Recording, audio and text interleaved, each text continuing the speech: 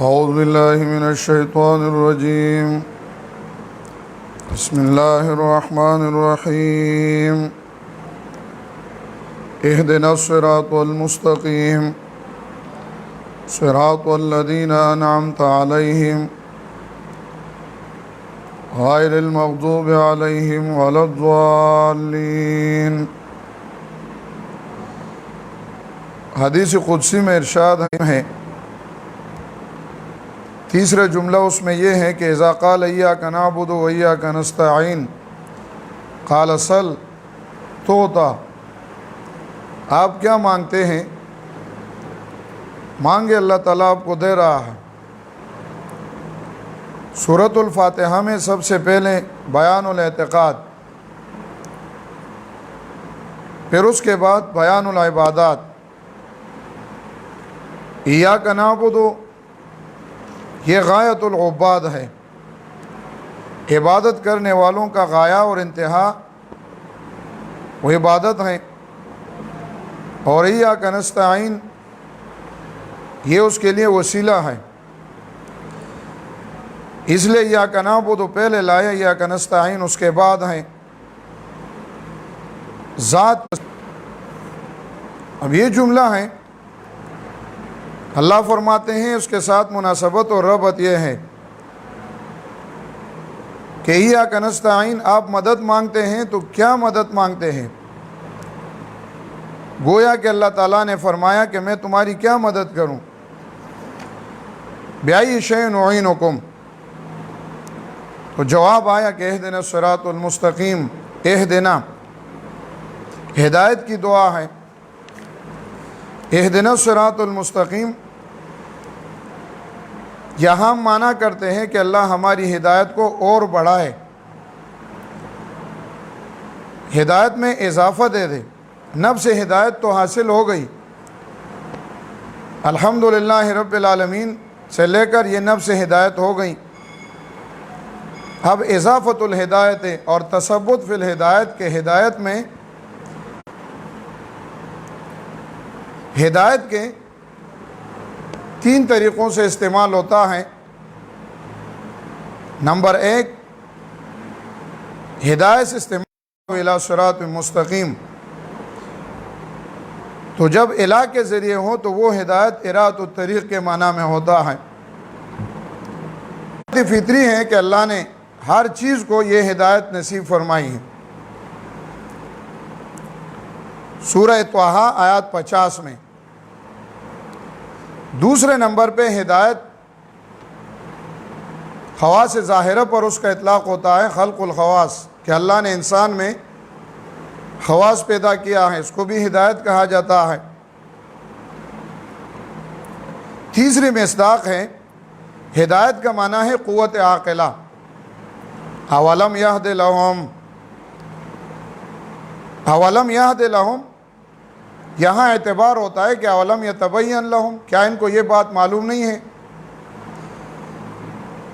Number 4، ہدایت کا معنی ہے الارشاد بسبب الدلائل، کہ دلائل دیکھ کر اس کو مقصد واضح ہونا چاہیے، جیسے سورۃ البلد میں وَهَدَيْنَاهُ النَّجْدَيْنِ اللہ فرماتے ہیں۔ اور 5واں معنی ہے الہدایت بِإِرْسَالِ الرُّسُلِ وَالْكُتُبِ،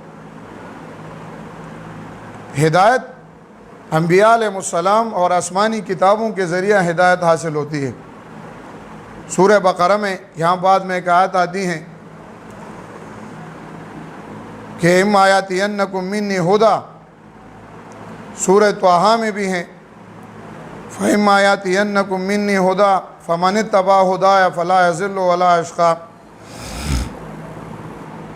اور نمبر 6، ہدایت بمعنی ثبات، ہدایت کا معنی مضبوطی ہے، ہدایت کا معنی توکل اور توفیق ہے۔ سورہ عنکبوت آیت نمبر 69 میں یہ مادہ ذکر ہے۔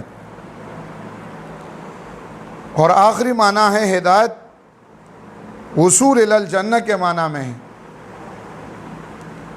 الحمدللہ الذی ہدانا لہذا وما کننا لنہتدی لولا ان ہدانا اللہ، سورہ اعراف 43 نمبر آیات میں، اور سورہ محمد میں یہ مادہ ذکر ہے۔ ہدایت کا معنی ہے الوصول الی الحق، حق تک پہنچنا۔ تو یہاں یہ دعا ہے، اہدنا الصراط المستقیم، اللہ ہمیں ہدایت کے راستے پر مضبوط کر دیں۔ صراط مستقیم سے توفیق اور ثبات مراد ہے۔ صراط مستقیم، صراط مستقیم کیا ہے؟ مستقیم میں استقامت ہے۔ استقامت کا معنی دوام اور لزوم کا ہوتا ہے۔ علماء لکھتے ہیں، ملا علی قاری وغیرہ لکھتے ہیں کہ استقامت کا معنی کیا ہے؟ فرماتے ہیں استقامت امور شرعیہ کا پابند رہنا اور جن چیزوں سے شریعت نے منع کیا ہے اس سے اجتناب اور پرہیز کرنا، اس کو استقامت کہا جاتا ہے۔ تو اس میں اعمال القلوب، دل کے اعمال، بدن کے اعمال، یہ سارے اس میں داخل ہوتے ہیں۔ استقامت کا معنی ہے کہ اس میں اعوجاج اور ٹیڑھاپن نہ ہو، درستگی ہو۔ حدیث میں صحابی نے نبی علیہ السلام سے پوچھا، یا رسول اللہ علمنی دعان، کوئی ایسی دعا بتائیں کہ آپ کے بعد میں پھر کسی اور سے سوال نہ کروں۔ نبی علیہ السلام نے استقامت کی دعا بتائی، قل آمنت باللہ ثم استقم۔ ابو بکر ثقفی رضی اللہ تعالیٰ عنہ کی حدیث ہیں۔ تو یہ دعا ہے۔ اللہ تعالیٰ نے استقامت کا حکم انبیاء علیہ السلام کو دیا ہے، عام انبیاء کو، اور خصوصاً نبی کریم صلی اللہ علیہ وسلم کو بھی اللہ نے استقامت کا حکم دیا ہے۔ سورہ ہود میں فاستقم کما امرت، نبی علیہ السلام کی داڑھی میں سفیدی آ گئی تو صحابی نے پوچھا کہ شیبت یا رسول اللہ، آپ کی داڑھی سفید ہو گئی۔ نبی علیہ السلام نے فرمایا شیبتنی ہود و اخواتھا، ہود اور ہود جیسی صورتوں نے سفید کروا دی۔ اس میں استقامت کا حکم ہے، اور یہ استقامت عام انبیاء علیہ السلام کو بھی اللہ نے دیا ہے۔ سورہ یونس آیت نمبر 89، 1-90۔ اور یہ استقامت کا حکم اللہ نے عام مسلمانوں کو بھی دیا۔ سورہ حامیم سجدہ آیت نمبر 30-31، ان الذین قالوا ربنا اللہ ثم استقاموا، جو استقامت اختیار کرے۔ استقامت بہت بڑا درجہ ہے۔ خلفائے اربعہ سے استقامت کے معنی منقول ہیں۔ حضرت ابوبکر صدیق رضی اللہ تعالیٰ عنہ فرماتے ہیں کہ استقامت کیا ہے؟ فرماتے ہیں الاستقامہ، استقامت کا معنی ہے التوحید، کہ لم یشرک باللہ شیئا، کہ اللہ کے ساتھ شرک نہ کرے اور توحید پر قائم رہے۔ حضرت عمر فاروق رضی اللہ تعالیٰ عنہ نے فرمایا کہ استقامت کا معنی کیا ہے؟ استقامت کا معنی ہے کہ بندہ اپنے نظریے پر ڈٹ کر کڑے رہیں اور لا یروغ روغان الثعالب، وہ لومڑیوں کی طرح ببکیاں نہیں دے رہے ہیں، کبھی ادھر اور کبھی ادھر۔ آج کل کے ماحول میں ایسی تبدیلیاں بہت زیادہ آتی ہیں، رات کو ادھر، رات دن کو ادھر۔ نبی علیہ السلام نے فرمایا کہ اصبح الرجل یمسی مومنا ویصبح کافرا، ایک آدمی رات کو مومن ہے، دن کو کافر ہوتا ہے، یا دن کو مومن ہوتا ہے، رات کو کافر ہوتا ہے۔ عمر رضی اللہ عنہ فرماتے ہیں کہ استقامت کا معنی ہے کہ اپنے دین پر قوام اور دوام کے ساتھ، اختیار کے ساتھ کھڑا رہیں اور اس پر عمل کریں۔ حضرت عثمان رضی اللہ عنہ فرماتے ہیں کہ استقامت کا معنی ہے ادا الفرائض، کہ اللہ کے احکامات ادا کریں۔ اور حضرت عثمان رضی اللہ تعالیٰ عنہ فرماتے ہیں کہ استقامت کا معنی ہے اخلاص فی العمل۔ علی رضی اللہ عنہ ادا الفرائض اور عثمان رضی اللہ عنہ اخلاص فی العمل، یہ چاروں خلفاء کے معنی ہیں استقامت کے۔ علماء فرماتے ہیں کہ استقامت بہت بڑا درجہ ہے، اس لیے اللہ نے یہاں استقامت کا ذکر کیا۔ الاستقامت خیر من الف کرامت، استقامت کرامت سے 1000 درجے بہتر ہیں، اس لیے اللہ تعالیٰ سے استقامت کی دعا کر رہے ہم، بجائے اس کے کرامت کی دعا کریں۔ تفسیر روح المانی نے سورہ یونس میں نقل کیا ہے کہ من اغتر بالکرامات بالکرامات، جو کرامتوں سے دھوکے میں پڑتا ہے تو بالکرامات وہ سختیوں سے مر جائے گا۔ کرامت نہیں مانگو، استقامت مانگو۔ استقامت کا درجہ یہ کرامت سے زیادہ ہے، اس لیے یہاں استقامت کا ذکر ہے۔ اہدنا الصراط المستقیم۔ علماء لکھتے ہیں کہ ولی میں جو کرامت ہے، ولی اس کا دعویٰ نہیں کرے گا کہ میں اس لیے ولی ہوں کہ میری فلان فلان کرامتیں ہیں۔ یہ استدراج ہوتا ہے۔ یہ تو ایسے لوگ بھی جب دعوے کرتے ہیں تو وہ کرامت نہیں ہوتی ہے۔ کرامت غیر اختیاری امر ہے جو ولی کے ہاتھ پر ظاہر ہو جائے، انشاءاللہ اس کی وضاحت بعد میں آئے گی۔ تو یہاں استقامت کی دعا ہے، اہدنا الصراط المستقیم، اللہ ہمیں استقامت نصیب فرمائے۔ اور استقامت کا معنی تثبت کا ہے۔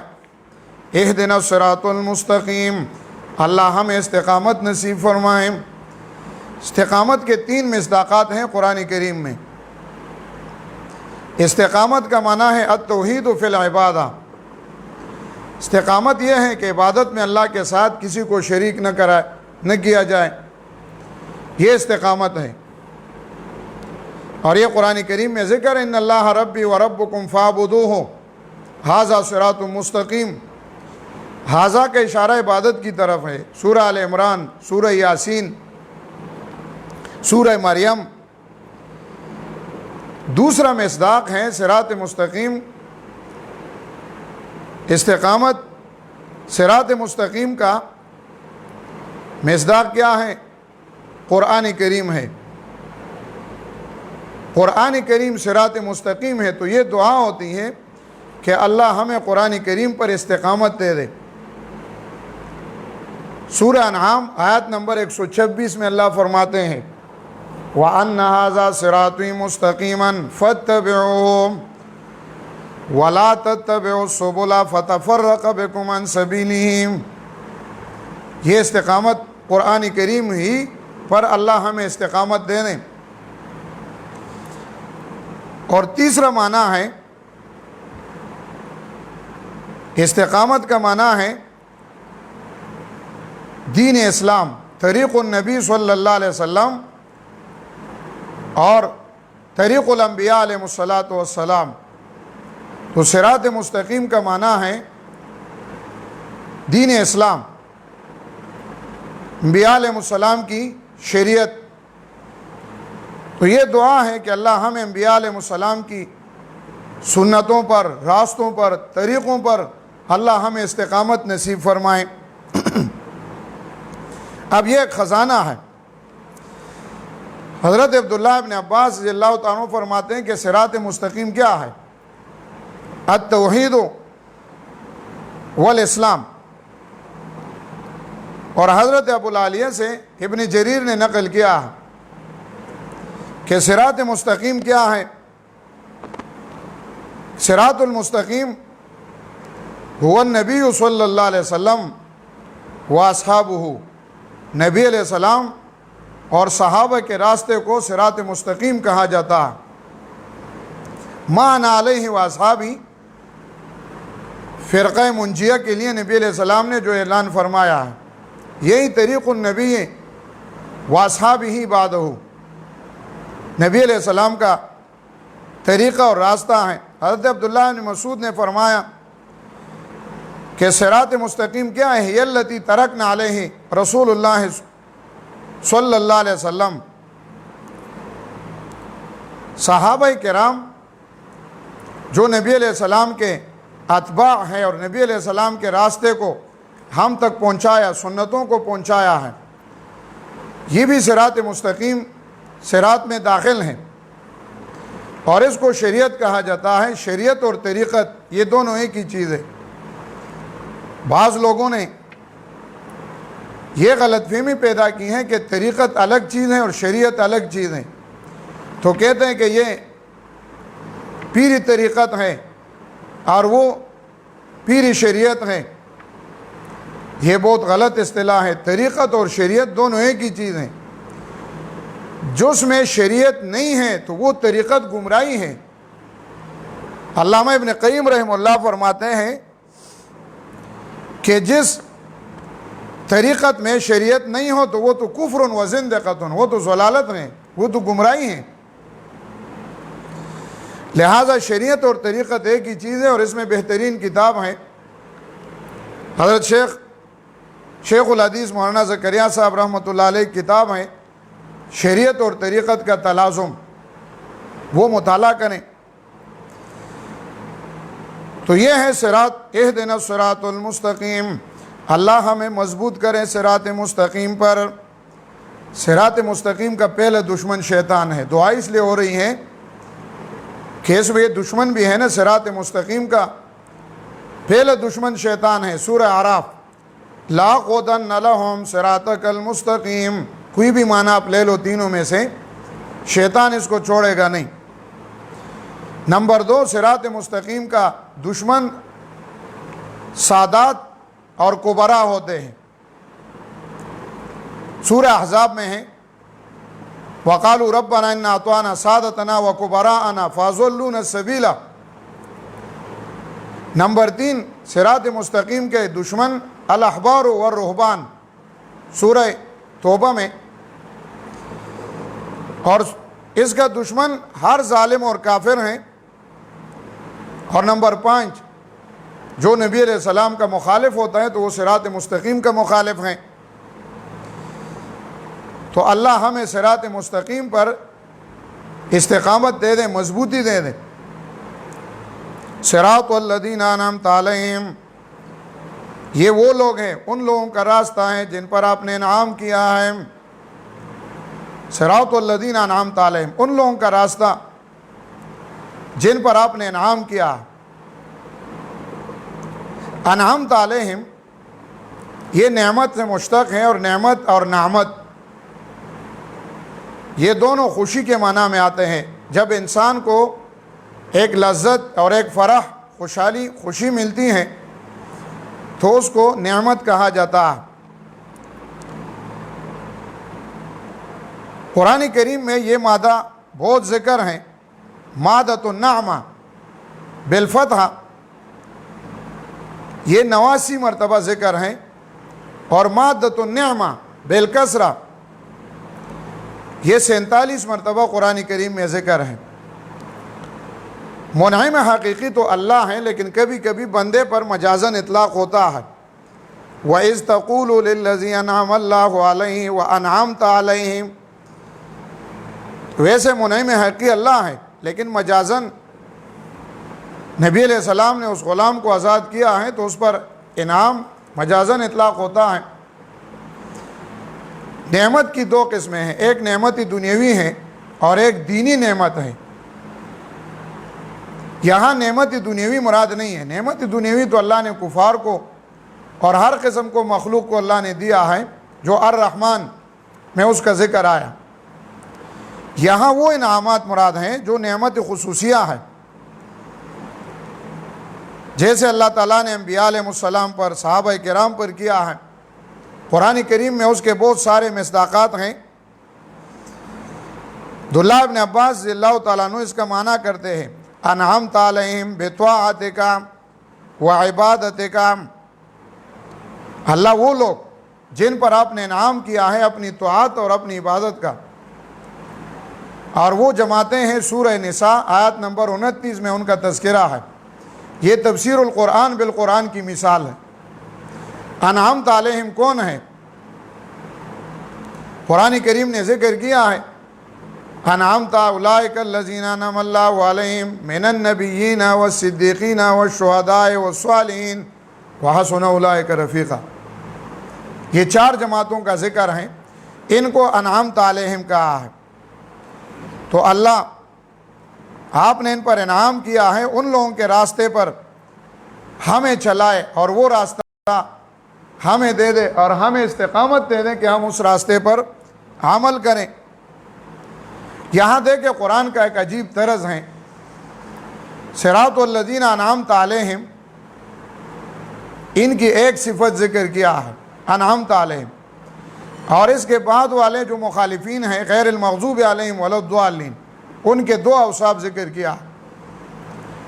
تفسیر بیضاوی فرماتے ہیں کہ اصل وجہ یہ ہے کہ مومن اس کو کہا جاتا ہے کہ اس میں دو خصلتیں ہو، العلم والعمل، تو انعمت علیہم میں یہ دونوں ذکر ہیں۔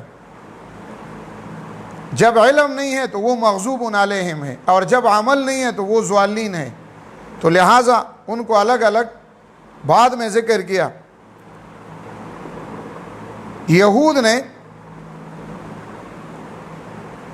علم عمل چھوڑا اور نصارہ نے علم چھوڑا، تو اللہ تعالیٰ نے ان کو الگ ذکر کیا۔ صحابہ کرام یہ منعوم علیہم ہے، اس سے یہ بات ثابت ہو گئی کہ انبیاء علیہ السلام معصوم ہیں، انبیاء علیہ السلام سے گناہ نہیں ہوتا ہے، اور صحابہ کرام رضوان اللہ تعالیٰ علیہم اجمعین یہ محفوظ ہیں۔